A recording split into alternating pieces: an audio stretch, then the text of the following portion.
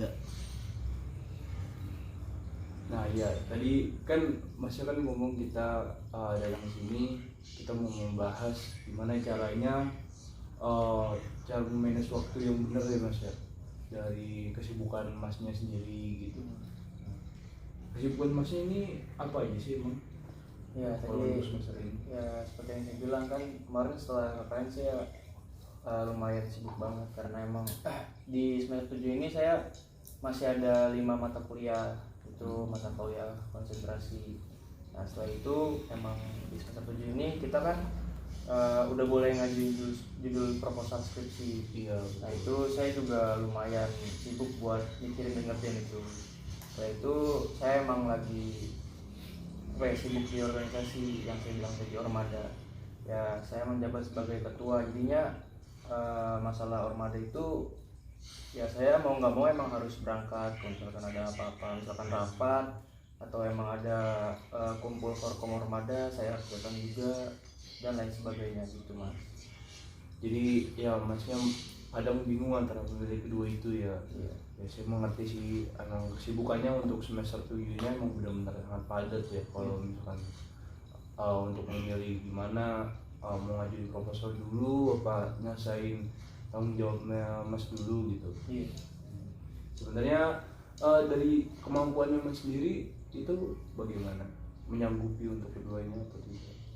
Kalau masalah menyanggupi sih saya sanggup aja, tapi misalkan emang lagi ada kepentingan di mana-mana, misalkan saya lagi ada kuliah, sedang ujian atau sedang bimbingan. Nah setelah itu saya ada kegiatan di Ormada juga, saya bingung nih misalkan semuanya datang bareng-bareng atau di hari yang sama dan jam yang sama, saya bingung harus ngedatengin yang mana gitu Mas.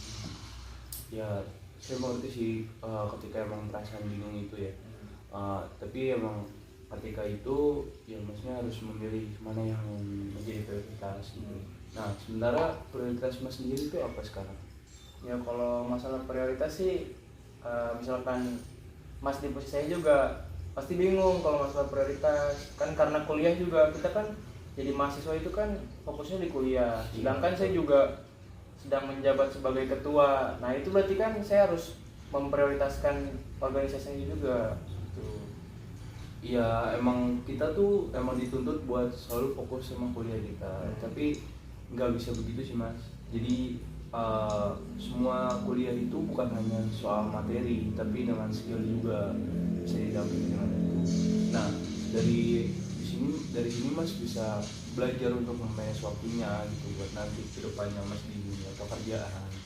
Kira-kira usaha apa yang udah Mas Faiz lakuin gitu buat nge-manage waktu antara kedua ini? Kalau masalah itu sih saya usahain hadir, misalkan saya lagi ada bimbingan, nah itu saya datang di bimbingan karena emang ini ada sangkut pautnya sama dosen, dan itu juga untuk apa ya istilahnya namanya proposal skripsi, persiapan untuk skripsi itu saya mungkin memprioritaskan itu dulu. Nah setelah itu misalkan emang sedang rapat atau rapatnya belum selesai, mungkin saya bisa datang telatan dikit, atau juga apa ya, saya biasanya izin dulu, terus juga biasanya wakil yang memimpin rapat terlebih dahulu gitu. Berarti emang sebenarnya Masnya juga sudah bisa ya buat nge-manage waktunya sendiri. Jadi sekiranya yang kurang itu gimana? Kalau yang benar-benar lagi terbayang masalahnya di Mas yang bikin benar-benar pusing, mumet gitu. Sebenarnya masalah pusing juga saya bingung apa yang dipusingin, soalnya ini lebih ke apa ya, pikiran doang sih. Soalnya kayak misalkan pikiran-pikiran buruk, misalkan kayak misalkan proposal saya nggak kelar-kelar, atau misalkan saya sedang menghadiri mata kuliah atau bimbingan, saya kepikiran di organisasi bakal gimana atau dan sebagainya gitu. Pokoknya kayak ya overthinking seperti itulah, mungkin bisa bahasa zaman sekarangnya seperti itu. Nggak jelas. Ya mengerti lah Mas gimana posisinya Mas di antara kedua ini gitu ya. Ya memang benar-benar banyak overthinking ya. Yang selalu ditanyakan itu tiap malam Mas selalu pertanyakan di overthinking itu tuh apa biasanya? Ya mungkin sebenarnya saya bingungnya ini mendingan dilepas salah satunya atau gimana. Soalnya kan misalkan saya fokus ke kuliah, mungkin saya bakal dipandang tidak bertanggung jawab di organisasi. Sedangkan misalkan saya fokus di organisasi, itu mungkin saya bisa keteteran dan juga mungkin bisa dibilang telat lulus gitu, seperti itu Mas. Kalau misalkan dengan opsi ketiga tuh semacam Mas fokus sama dua-duanya. Itu udah pernah Mas? Iya, itu terakhirnya kayak gitu. Jadinya jadi bingung ke overthinking masalah yang buruk-buruknya aja, saya mikirnya gitu. Jadi Masnya terlalu mikir apa yang rasa buruknya gitu. Iya, sampai-sampai itu saya juga bingung apa yang dipikirin gitu Mas.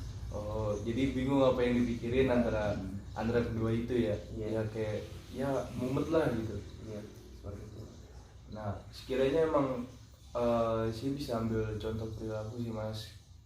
Misalkan Mas emang lagi ada kesibukan tuh bukannya antara keduanya itu Mas pilih dulu semacam mana yang nih yang benar-benar yang ada di prioritas Mas Faiz, mana itu antara organisasi apa kuliah. Nah, sekiranya dari organisasi emang benar-benar nggak ada yang bisa di perwakilan nggak ada lagi, kan organisasi Mas nggak cuma orangnya Mas doang kan, Mas Faiz doang ya, ada banyak kan, nggak cuma Mas Faiz doang, dan juga ada banyak yang mau berproses seperti Mas Faiz kan, dan juga banyak juga orang yang mau menjadi ketua seperti Mas Faiz. Nah, jadi ya bagaimana caranya Mas Faiz harus memanfaatkan mereka juga ya gitu, kayak semacam Mas lagi ada bimbingan tapi posisinya di situ juga lagi ada rapat besar gitu.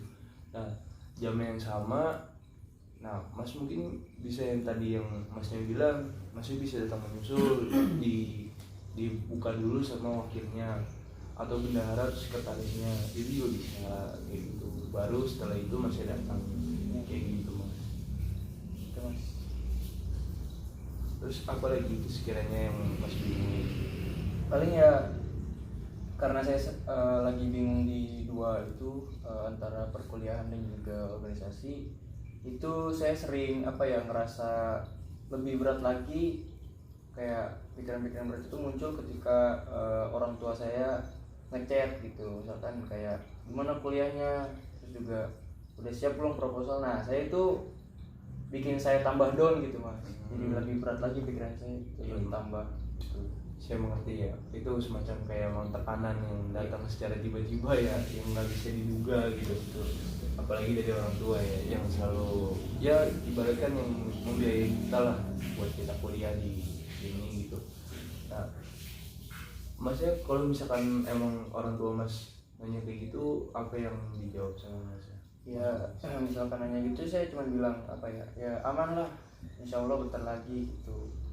Nah, terus misalkan itu ya udah, misalkan orang tua saya ngechat lagi, saya nggak ngerit, soalnya emang makin direspon tuh makin bingung juga jawabnya gimana, terus juga makin pusing juga pikiran. Jadinya ketika dilanjutin percakapannya malah Masnya malah bingung ya Mas. Sebelumnya Masnya sama orang tua Mas Faiz tuh ada pendekatan gak sih? Kayak Mas lebih sering terbuka antara ibu atau ayah?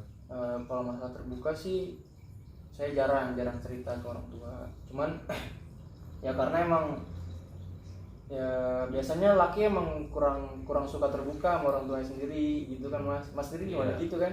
Iya sih, emang ketika emang kita jarang terbuka sama orang tua sih emang agak-agak gimana ya, mau terbuka juga emang berat sih ya.